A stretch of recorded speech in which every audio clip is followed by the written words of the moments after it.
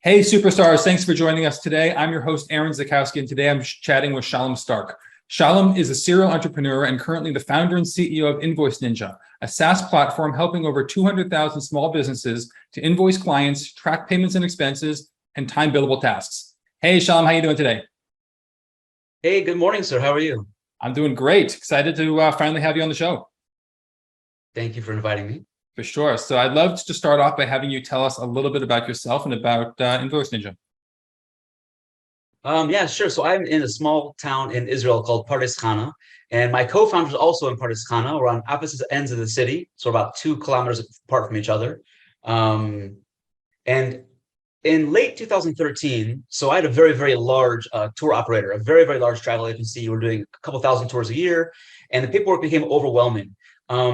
The biggest challenge, I think, in business is going from being a solopreneur or freelancer or a small business to being a medium-sized business. Kind of adapting your workflows and just basically how you operate your company and hiring people and expanding is very, very challenging.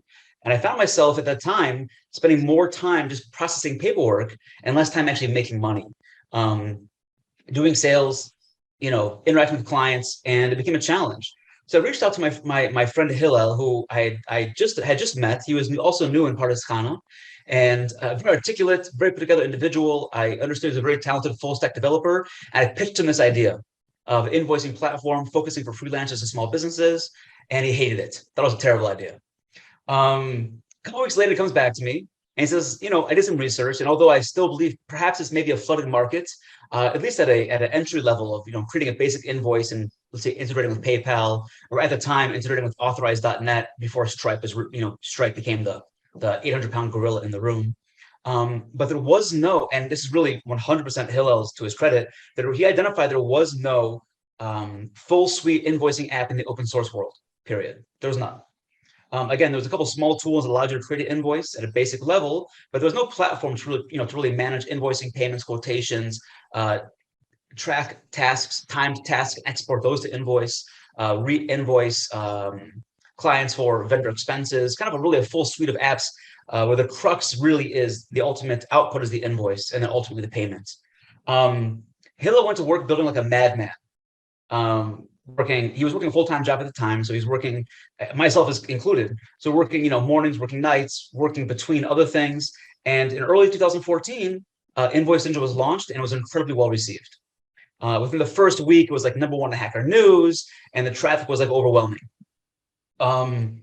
Fast forward a year, and a gentleman named David Bamba out of Sydney, Australia, he reached out to us to get involved with the project and different dynamics, but we very, very early saw that he was just a tremendous dynamic individual. And at this point, Dave is a full partner in the company. So there's 3 of us, myself, Dave and Hillel, 2 in Israel, 1 in Australia.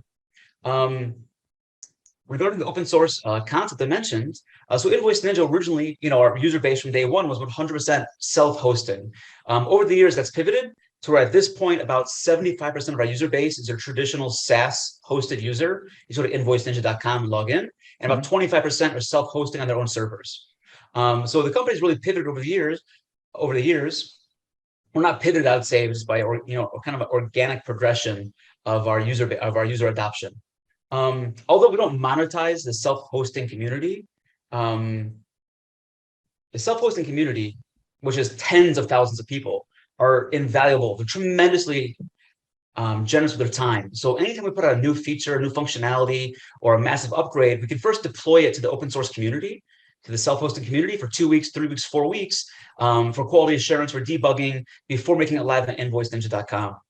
We've found that the self-hosted community is tremendously generous with their time. People want to be early adapters. They want to do beta testing, and they enjoy engaging. We have 5,000 users on our Slack channel, for example, and thousands of users on our Invoice Ninja forums.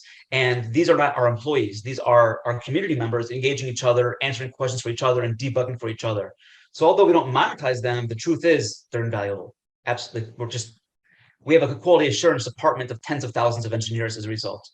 That's amazing. So that's it. That's how we are Invoice Ninja today. 200,000 confirmed accounts 8 years later.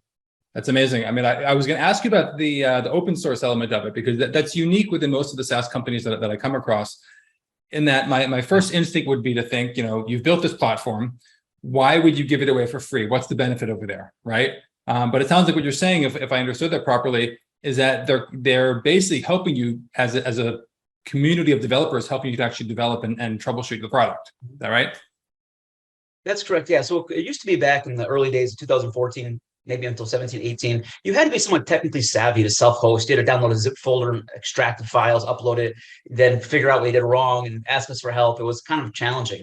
But then, in the mid-teens, all kinds of third-party facilitators came online. Like I can see a few companies, maybe you're familiar with, like one's called Softaculous, Clouderon, DigitalOcean. There's several of them. And what they do is they facilitate that you need zero technical experience. You basically can log into GoDaddy, HostGator, for real basic, kind of hosting companies. Or if you have really, really complex hosting, shared hosting, dedicated hosting. But these days, it's a one-click install. There's no download, there's no extracting. Invoice Ninja is offered as an app, as a one-click install for any hosting company who has a cPanel, which is every hosting company. Additionally, though, it's not really the quality assurance aspect, or having a QA department, or having an engaging community. Just by the virtue that people are using the platform, which means that if somebody is you just say a computer programmer, for example, right? And they're self-hosting Invoice Ninja, and we don't monetize them at all. And maybe they don't engage with us. Maybe they're not giving quality. They're not giving bug reports. Maybe they're not engaging in the forums. That's fine. But their clients are seeing our company. When they send out an invoice to their own clients, they're seeing Invoice Ninja. So you have exponential growth organically just by virtue of your user base being your cheerleader. Even if they don't want to engage and give, it's going to happen. It's going to happen organically either way. So even the free users of using the open source and installed it themselves, it is going to say Invoice Ninja on every invoice that they sent out. Yeah, that's correct. We do have the option to in-app upgrade to white label that, to remove the Invoice Ninja branding. But again, even if you're speaking at the most simplest terms, who's not paying us and not engaging us, their clients will still see our branding, and therefore we have product awareness. Got it. That makes a lot of sense. It's not monetized. So in some cases, it's almost like a freemium account, so to speak, that you're giving away the product for free in order that you can get some viral marketing back in return. So when someone clicks on a link at the bottom of an invoice that got sent out by an open source plan, will that link back to the .com site, which is actually charging people, or does it link back to the open source site? So all links lead, all CTAs, all links everywhere pretty much lead to invoiceninja.com. We do have the website invoiceninja.org, which is all the documentation needed to self-host and much more. But no, everything you're going to find, every link everywhere, even if you're self-hosting, is going to come to invoiceninja.com. Okay, that makes a lot of sense. So obviously, it sounds like the community that you built on the back of the open source community has been a big source of growth. But 200,000 users is a tremendous number. Where is the majority of that growth come from within the company? I mean, because I know you haven't been doing a whole lot of paid advertising. Where's that come from? So we've done pretty much near zero paid advertising, no PPC, no LinkedIn ads. We do want to go that direction, but to date, we have not really engaged with that. So where are people coming from is your question. So by virtue of the fact that the more, it's like a snowball rolling down a hill. The bigger it gets, the faster it goes, the bigger that it gets. I apologize. What was your specific question? Basically, what's been the biggest growth lever to bring in so many customers in a relatively short period of time? Thank you. I appreciate. Thank you. Yeah. So in the open source, for example, one thing has been leveraging basically being like a demographic location agnostic platform. So, for example, when we first launched Invoice Ninja, instead of building out and you see a perfect example of this with platforms called like Zapier, integrated platforms. So instead of building out, let's say, a native integration with Stripe, a native integration with PayPal and Authorize.net, which takes a lot of work and a lot of maintenance, we leveraged open source drivers. So when we launched, we actually integrated with 45 payment gateways. If you look at our biggest competitors, they integrate with usually 1, 2, or 3 payment gateways, usually Stripe, WePay, PayPal, or Stripe, Authorize, PayPal, etc. So we integrated with 45 payment gateways from day one, which basically means that it doesn't matter where you are on planet Earth, we pretty much integrate with your local market leader for merchant service processing credit card payments. Whether you're going to be in Australia, eWay in Australia, or Mali in the Netherlands, or Sage Pay in the UK, or Stripe, PayPal, the list can go on and on and on.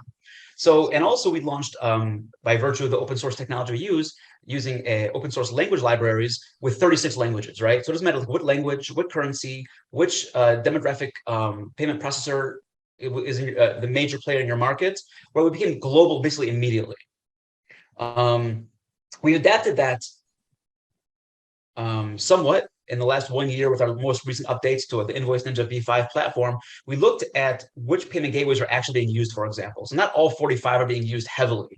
So we said, listen, there's like 10 guys using like the bottom 20 and like thousands of people using the top 20, top 20, 25. Right. So we decided that we actually, only in 2021, which is 7 years later, we did begin to build out deeper native integrations per payment gateway.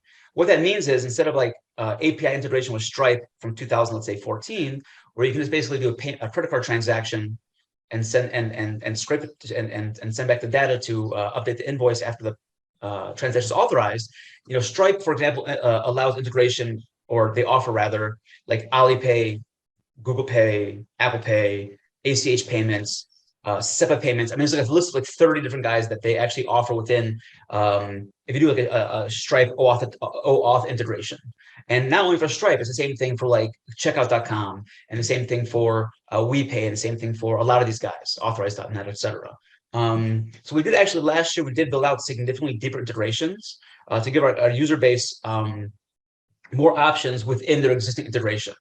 But our original strategy was to get as many payment gateways for as many markets, as many languages, and many currencies, and then so too for our taxation. Instead of trying to meet like taxation requirements like only for like Belgium or only for New Zealand, we built a platform that you can configure your taxation parameters so it's like agnostic. You can set up to 3 different taxation per invoice, in addition to 3 different taxations per individual line item. So we start, let's say if you have an invoice of 100 line items and 3 different taxations per individual, it can get like thousands of rates. It gets very complicated. Inclusive taxation, exclusive taxation. But the point is not to be demographically limited.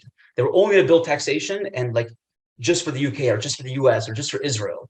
They were going to allow the user to update their setting parameters to meet their market requirements.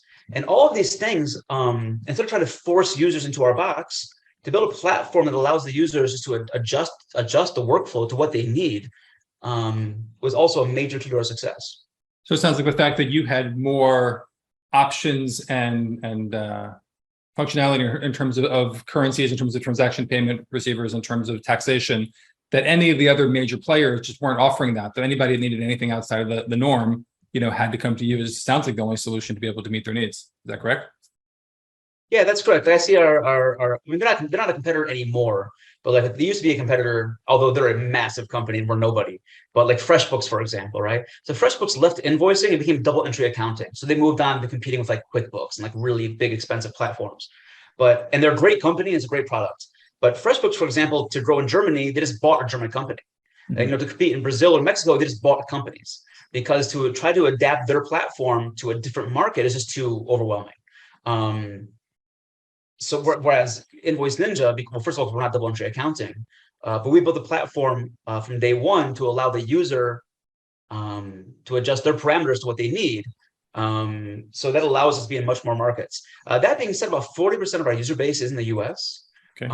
After the US, which is strange, we're super thrilled about it. Our second largest user base at this time looks to be in the UAE, really? Which is really interesting because they were not on our radar at all.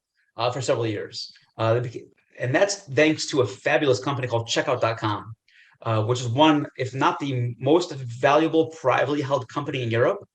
I believe they are the largest, most valuable privately held fintech company in Europe. So their Dubai office really likes our platform. And they seem to, whenever somebody asks Checkout.com merchant is looking for invoicing solution, they recommend them to us by the thousands, apparently. And then we're about 2%, 3%, 4% per each individual EU country in the UK. And then we basically go global around 2%, 1, 2, 3% global in dozens and dozens and dozens of countries. But our lion's share is still specific, not even Canada, specifically the US, 40, 45%. So it sounds like you've got some referrals coming through partners such as Checkout. You've got a bunch of people coming from the viral little, built by Invoice Ninja at the bottom of invoices that get sent out from free users. where are people finding otherwise? Is it, are people searching on Google and when they're looking for these very specific needs within their invoicing and they're finding you there? But how are people ultimately finding you and generating the biggest traffic channels for you? We really do believe that it's user driven. People will ask like their friends in business, their fellow freelancers, colleagues, family members who are using for invoicing. So Invoice Ninja, we really do focus on the freelancer and SMBs. My SMBs, I really need like teams of 1, 2, 3, 4, 5 people. If you have a company, if you need to have 20 or 25 or 30 salesmen generating invoices, we're not the solution for you. But when it comes for like small things of people, I really feel that it's community driven. It's community driven. Yeah, it's true. We integrate with dozens of payment gateways and via third-party integrators like Zapier or Integromat, what it's now called Make.com. We integrate with about 5,000 different apps just between those two platforms. You can start looking at other third-party integrators also, but if people are looking for, and also I believe that our when it comes to our features, for example, people are looking for cost-effective invoicing. We're a fraction of the cost of our competitors. Like our free plan gives you unlimited invoicing. You can send as many invoices as you want on our free plan. Right now, we allow you to have 20 free clients on the free plan, which is 20 free clients more than our competitors allow you. For example, like FreshBooks, Invoice2Go, Invoicely, they don't allow any free clients. They have a free trial in 3 days or 5 days or 10 days free trial, but there's no free clients. So we give you up to 20 free clients, unlimited invoices. You can send 10,000 invoices. We don't care. We of course have protocols in place to ensure there's no phishing, no spam. We take security. Unfortunately, we have to dedicate too much of our lives to security. It's an unfortunate reality that we have to do. So our pricing is disruptive. What we give you probably too much for free. Yeah. And for features, functionality, and customization for your workflow, certainly nobody else can match our platform. Yeah, it's interesting. You brought up the pricing. Was actually my next question. Your pricing strikes me as quite low, and I'm curious, what the strategy is besides that. If maybe you're leaving money on the table, or maybe you got a strategy there. Your enterprise plan is starting at $14 a month. Yeah, that's enterprise. That's like everything plus extra users. Yeah, it seems incredibly inexpensive. So it is. This is something we've struggled with over the years, is the truth. So for example, we started off in 2014 at $5 for our pro plan, and then $8 and $10. With $10, we actually saw sales go up. The more we charge, sales went up. And we believe that is because people maybe become suspicious when you're too cheap. I'm not quite sure. Yeah, there's a higher perceived value when you charge more sometimes. Yeah, so this is something we certainly struggled with internally. Some our competitors are charging $29, $39, $49. We have a page on our website which goes through some of the competitors, and the pricing. I believe some of the people are charging crazy pricing. I don't think there's any need for it. Listen, we're a profitable company. We're a growing company. We're profitable. Life is good. Why should I have to take more money from people? It's an amazing perspective that you don't hear very, very often from people. Most people, hey, if we're making more money, how can we make more money? And I guess my understanding is you guys are bootstrapped, right? So you don't have investors breathing down your neck or anything like that, right? Yeah, perhaps that's a major difference as well. Is that we don't have VCs with like a very aggressive benchmarks we have to hit, and we don't have like our own equity and our own future tied up in trying to meet the expectations of some third-party investor. Sure. So that's one major benefit. We own our company. We're bootstrapped. We worked very hard and made a lot of sacrifices over the years to become profitable. So that's one thing. Also, handling data doesn't cost you that much. It really doesn't. We're not, although our enterprise plan does allow you to upload third-party files, PDFs, Excels, Word documents, etc. We don't allow you to upload zip folders. And the pro plan, for example, in general, we're just handling data invoices. My partner Dave, for example, sent me something today that we hold like we have 4 million records on file or something like this of like recent over the last 30 days or something like this. But our hosting costs are extremely low. Because we have such an engaging community, if we had to hire like teams of customer service people, it'd be a different story. But because if you can't figure out how to do something with the product, and I think the product is inherently broken, people should be able to create an account and figure it out within 3, 4, 5 minutes. You shouldn't have to get that much customer support. It should be intuitive. It should be, and if it's not, you have a problem. So if it was so inintuitive that we had to have heavy customer support, that would be a cost that we don't have. If we didn't have a very engaging community and we had to do answer every forum question, every Slack question ourselves, that would be a cost that then we'd have to pass on. But just by the nature of the beast and the engagement of the community, and kind of like the software itself, we're a very lean company, so we don't need to have our overheads lean. We operate lean. We're bootstrapped, self-funded, so there's no real, and we're profitable. So there's no real reason to price gouge our users. It's amazing. I mean, it's a very fresh perspective. That's great to hear. I'd imagine that the problem is also quite sticky from the point of view of churn, that once someone gets set up and using it, they probably stick around for quite a long time. Is that true? Yeah, generally financial data, people don't like to move it. People are very, very sensitive as well. Also, that's one of the reasons why people self-host. It's not because they're technically inclined individuals. A lot of people just have concerns about data privacy, and they want their data on their own server. Even if you're doing a shared server, they have a private dedicated server with their hosting company. It's so cheap these days. So yeah, financial data is very sticky. Churn is very low. Even if people, let's say, become disengaged, like they might not come back 6 months, 8 months, 12 months, they'll eventually come back. If you're a freelancer, let's say you have a main gig and you're freelancing on the side, you're moonlighting. Invoice is not like Facebook. It's not like a daily engagement. We kind of look at our monthly engagement or quarterly engagement, because people aren't necessarily, especially if you're a freelancer, maybe you have a project that's taking you 6 weeks or 8 weeks, right? So you're not even invoicing monthly, or certainly not daily. So our churn is very low. Account cancellation, because I see it. When a person cancels, I see it every single email of a cancellation. That's important to me, and they're very infrequent. That's great. So based on all this growth and where you're at right now, what's next for Invoice Ninja? Like what are your next plans? What's the next level of growth, and what's the next strategies you're thinking about?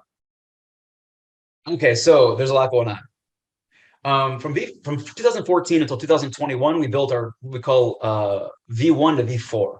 Okay. So I'll refer to as our V4. Our old platform called V4, and that's sunsetting at the end of this year. So in 2021, we launched Invoice Ninja V5. To get a little bit techie on you, V4 was a PHP platform built on a Laravel framework, which is just a fantastic web experience. Our V5 platform is the same thing, PHP platform built on what's called a Flutter. Flutter is a framework put by Google. And the concept of Flutter was that it's one code base that deployed across all platforms. So instead of building like a web app, a website, and then building an iOS app, building an Android app, and then building, let's say, Linux, and building a Mac OS, building a Windows app, etc. The concept of Flutter is that you build one code base and you can deploy it across 6 platforms. It's like Linux, F-Droid, Android, iOS, web, Mac OS, and a Windows App Store. So Flutter's been we don't allow new creation on V4 anymore, and we try to incentivize V4 users to migrate to V5. We don't force anybody to do anything, because you cannot force human behavior. People don't like it. Nobody likes to be forced, particularly when you're handling their financial data. They don't want to feel like you're forcing them to do anything. So we are sunsetting V4 at the end of this year. We're expanding V5, and we're actually launching what we call V5.5, which is the V5 backend, which is basically an API-first platform. So to digress, V4, we didn't know what we were doing in 2014. We built invoicing and quotes, and we built tasks and projects and vendors and expenses. And the code base became very convoluted, and we built an API on the outside. And that was really the what brought on the concept that we had to build V5 as an API-first application where everything runs through the API, and therefore it's extremely scalable. So we're actually launching V5.5, which is the same backend API first, but we're doing it in the native React framework. So that's our big focus right now. We're actually launching a brand new marketing website in Q4 of this year. We're launching Invoice Ninja React in Q4 of this year, and we're probably going to be talking with Aaron Zakowski about paid marketing initiatives in Q4 of this year. I've heard some good things about him. Sounds like you know what he's doing. Yeah. All right. That's the story, man. Okay, amazing. A lot of launches, a lot of tech developments, and a lot of marketing. And what's the biggest challenge you're facing in terms of growing the business? Biggest challenge? Well, you can answer it a few different ways. Like from a technical challenge, a technical point of view, although it probably will never ever happen in the US. So e-invoicing is becoming governments requiring e-invoicing regulations, particularly in the EU. So like Italy adopted, Germany adopted, France, I believe, maybe adopted e-invoicing requirements, which basically means you have to tie your invoicing platform into a government portal in some capacity. Honestly speaking, we are against this.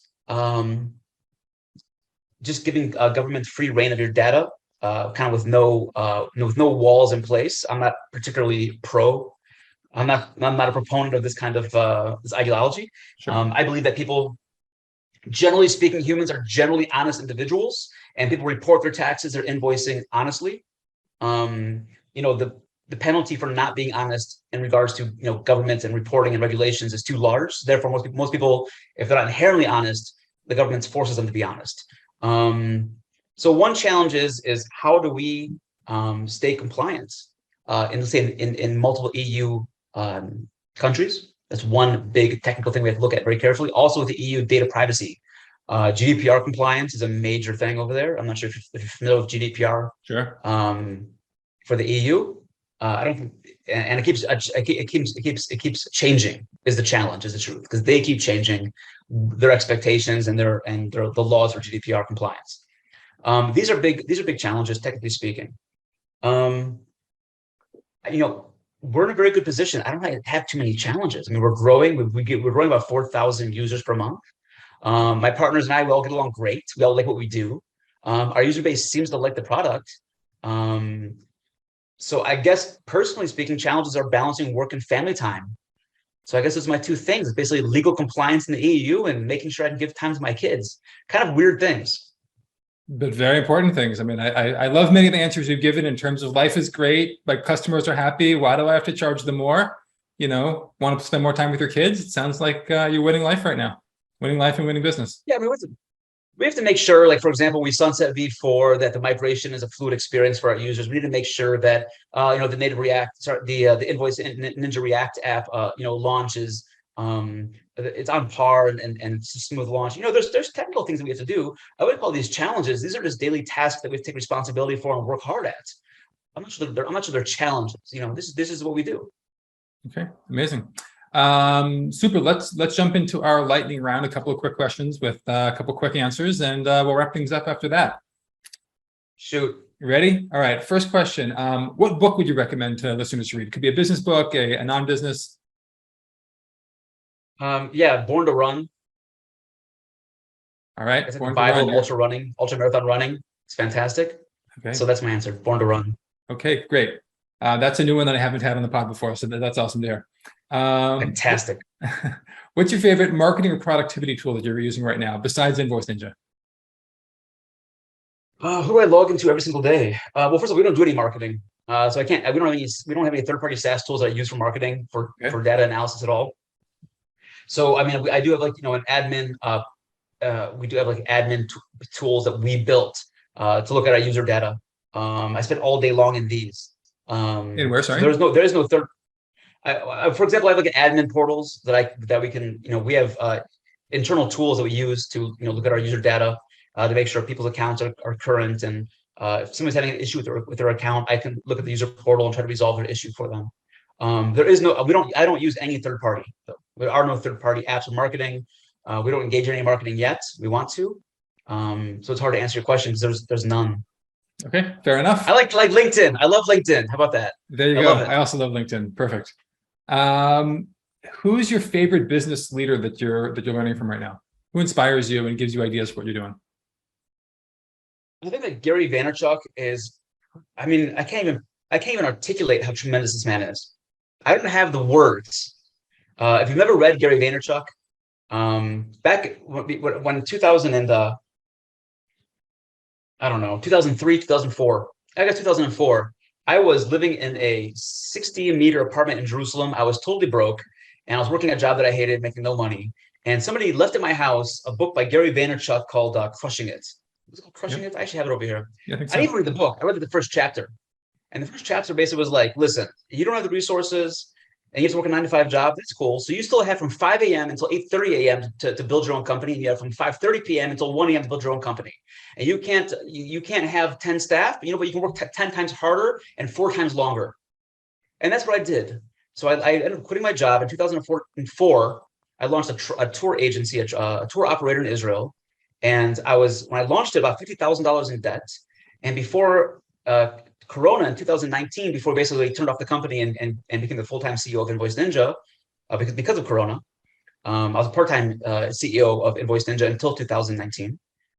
We did $5.5 million in revenue before Corona hit. And when I say we, I did it with myself and one virtual secretary. Wow. So that number, 5 million in revenue, that was the annual revenue in the last year. Yeah, it was 2019's revenue, just myself. Amazing. And my secretary, which basically means no payroll, no overhead, no anything else. It was just money for the company. And I really owe all of that to the philosophies of Gary Vaynerchuk. That's incredible. Those are huge numbers. I'm going to ask the question because I feel like some listeners are going to want to understand that $5 million number a little bit better. Now that revenue, that's also including when you're running a tour operator, that's going to the vendors and the hotels and the bus drivers and everything else. That's not just revenue to your company. There's a whole lot of expenses under that, right? Well, it's company revenue, only tour operator. I'm not talking about any other investments or companies or Invoice Ninja, only the tour operating company. Correct. Yeah. Doing did $5.5 million of revenue. Right. So that's gross revenue, not profit. Correct. Okay. Yeah, because you spoke as if there are no very few other expenses involved there, but you're actually paying hotels and tour expenses, travel. Well, expenses. Yeah. So you have your actual operational costs. But I don't mean So I mean expenses, not overhead, right? So the overhead of the company is just me and a virtual secretary. Correct. Right. No fancy offices, no barista, no salespeople. So the expenses obviously would be then vehicles. It's true you have to have say errors in operation. E&O insurance, errors and emissions insurance, and then of course hotels, site entries, meals, et cetera, et cetera. But those are actual operational expenses, not company overhead. Sure. Okay. Yeah, I just wanted to clarify because I want to make sure everybody was clear what that meant. Super. Great. And then the last question I got for you: where can listeners go to learn more about you? So I mean, I don't engage too much online, so I'm not on Twitter. On Facebook, I just very, very infrequently post. I do spend maybe 30-40 minutes a day on LinkedIn. I like reading articles I follow people who I find really interesting and engaging, and read the articles that they post. So I'm not out there too much. Certainly, if you Google my name, you'll find a lot about me, but I'm not like daily active, engaging individual on social media. Okay, fantastic. You get too busy running your business and hanging out with your kids. That's how life should be, right? I'm actually working. You're actually working. Imagine that. All right, Shalom, this has been amazing. Appreciate you coming on today. You shared a tremendous amount of inspiration and knowledge with our audience, and appreciate your time. Thank you, sir, for having me. It was good. I appreciate it. Great.